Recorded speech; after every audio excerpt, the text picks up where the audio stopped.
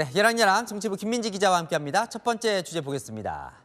김민석 민주당 정책위의장이 누구를 화들짝 놀라게 했을까요? 민주당이요. 김 의장이 김건희 여사에 호응하는 듯한 발언을 했거든요. 어제 저희가 전해드렸죠. 개식용 종식을 위해 노력하겠다고 한 김 여사에 화답하듯이 오늘 이렇게 말했습니다. 아이와 찍은 사진보다 반려동물과 찍은 사진을 SNS에 더 많이 올리는 시대에 개 불법 사육, 도축, 식용을 금지하고 관련 상인의 안정적인 전업을 지원하는 특별법을 발의하고 통과시키겠습니다.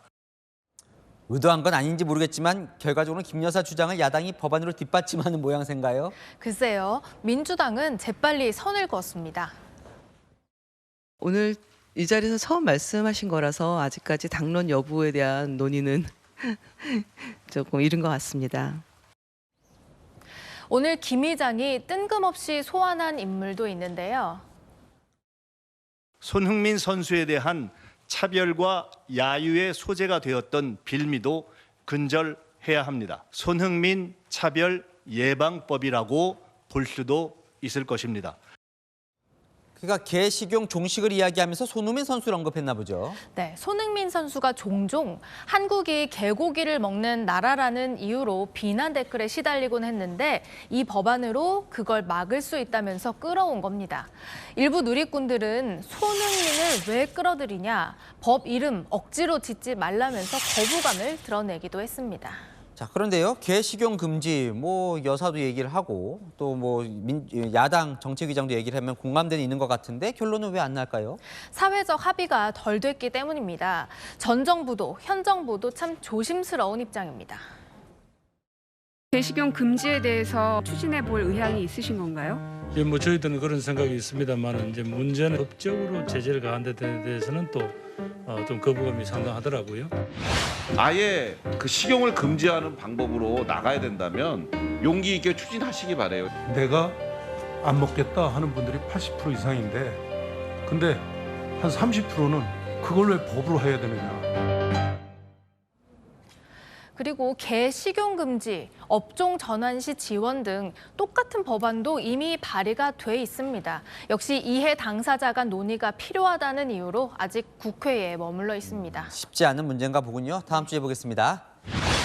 동상, 다몽 하나의 주제를 두고 다양한 의견이 나왔나 보네요. 맞습니다. 선거제 개편 논의를 위해서 19년 만에 열렸죠. 전원위원회가 나흘 동안 의원 100명이 발언대에 선 뒤 오늘 마무리됐는데요. 결론은 동상다몽이었습니다. 보수 정치인들의 전리품처럼 쓰여온 비례대표제를 과감히 폐지해야 합니다. 비례대표를 폐지하는 것은 헌법 정신을 망각하는 것이라고 생각합니다. 국회의원 정수를 늘리자는 주장은 정말이지 염치 없는 일이라고 생각합니다. 이번에는 반드시 줄여보십시다. 의원수를 줄여서 입법부의 역할이 약화되면 누가 가장 좋아합니까? 각종 이권의 유혹에 노출될 수밖에 없는 그 많은 관료들 누가 견제합니까? 전원위원회는 실패했습니다. 나흘간 전원위원회를 지켜보면서 자괴감만 들었습니다.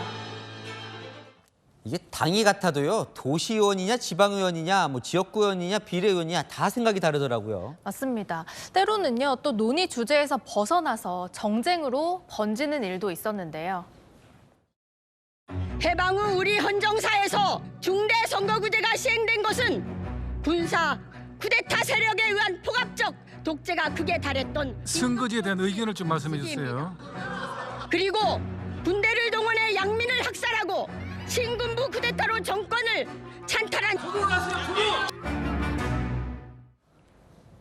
여야가 첨예하게 맞섰던 사안에 양보하는 발언도 나와서 눈길을 끌었습니다.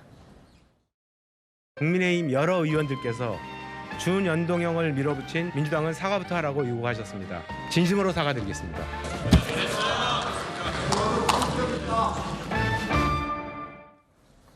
그런데 나흘 내내 의원들 좌석은 텅텅 비었다죠. 네, 오늘은 특별히 견학을 온 초등학생들이 있었는데요. 방청석에서 지켜보면서 어떤 생각을 했을지 궁금해집니다. 미래의 유권자들에게 실망보다는 희망을 줄 수 있는 국회가 되면 얼마나 좋을까요? 네, 지금까지 열왕야랑이었습니다.